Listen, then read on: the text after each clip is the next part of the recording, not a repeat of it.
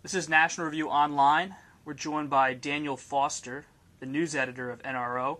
Dan, what's your take on what happened today with President Obama? He let go General Stanley McChrystal, accepted his resignation, and now has General David Petraeus running the show in Afghanistan.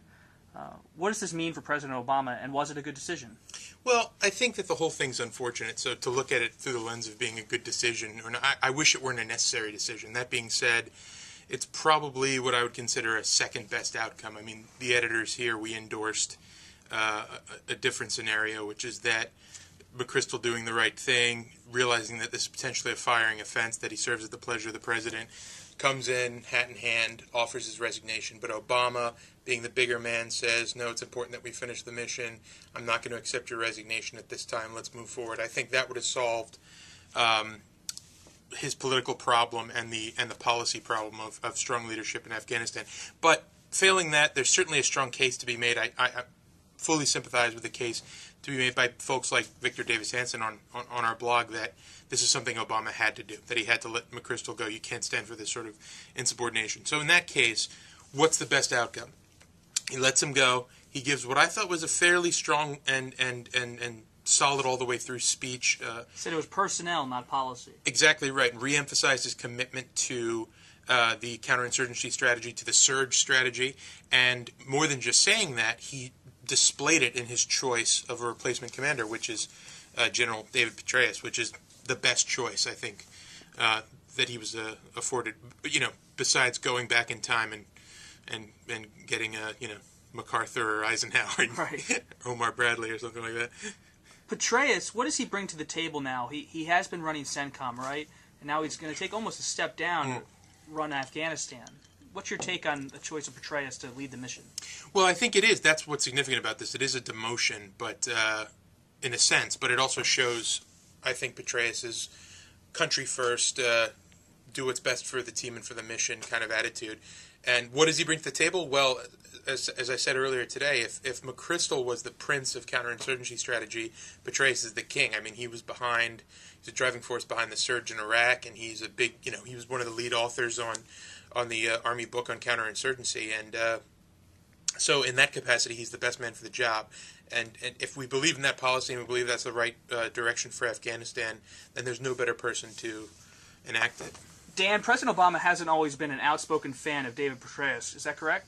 Yeah, that's right. I mean, he was careful even when he was in the Senate not to go after the military leadership because that's political suicide. But he certainly was no fan of the Iraq surge strategy, of which Petraeus was a major operating force in the Bush presidency.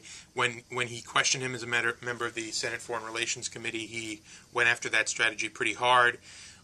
When MoveOn.org made this famous General Petraeus ad that was so out of line that the United States Senate voted with an overwhelming majority, I think 72 or 73 senators, to condemn it in a Senate resolution, then Senator Obama voted present. So it is very interesting to see what the presidency has done to his opinion of the general in particular, and of the strategy that he represents, and of the direction of the war's efforts in Iraq and Afghanistan. Have we seen a turning point for Obama? I mean, in his commitment to the mission, in his pick of Petraeus, is the president getting enough credit for how he's handling Afghanistan? I certainly hope we've seen a turning point. I mean, you have guys like Tom Friedman today who presumably has decent White House access, whatever else his numerous flaws are, presumably has decent White House access, saying that nobody in the Obama White House is really committed to the surge in Afghanistan or is really committed to the mission there.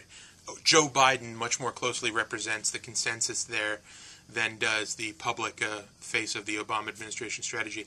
Now, that could well be true. We don't know. We're not in those discussions. But certainly he's acting in ways by doing things like installing General Petraeus. He's acting in ways that suggest he is dedicated to that mission, and he does want to see Afghanistan through. So we hope that's true. You said in your a corner post recently, the Foster plan, that perhaps President Obama should say to General McChrystal, thanks, but no thanks, I want you to stay there.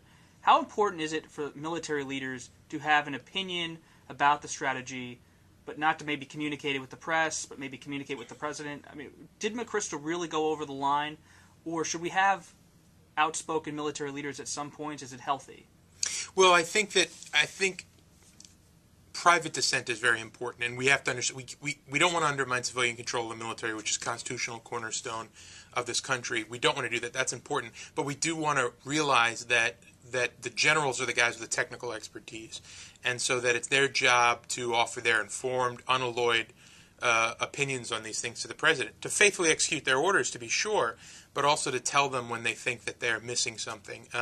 So it would have been better in this case for this sort of disagreement to stay private. But what we did get out of this was a realization that not all is well with the diplomatic and military team in Afghanistan, and that McChrystal, being the most well-liked and well-respected guy inside that country by all accounts, or most respected American, I should say, has some frustrations with the other leadership there, with Ambassador Eikenberry, with Envoy Holbrooke, and those are things that are going to have to be worked out. Those are open questions, and I don't think we've seen the end of the reshuffling of personnel in Afghanistan. It might not be tomorrow, it might not be next month, but sooner rather than later. Great. This is Dan Foster, the news editor of NRO. Thanks a lot. Thanks, Bob.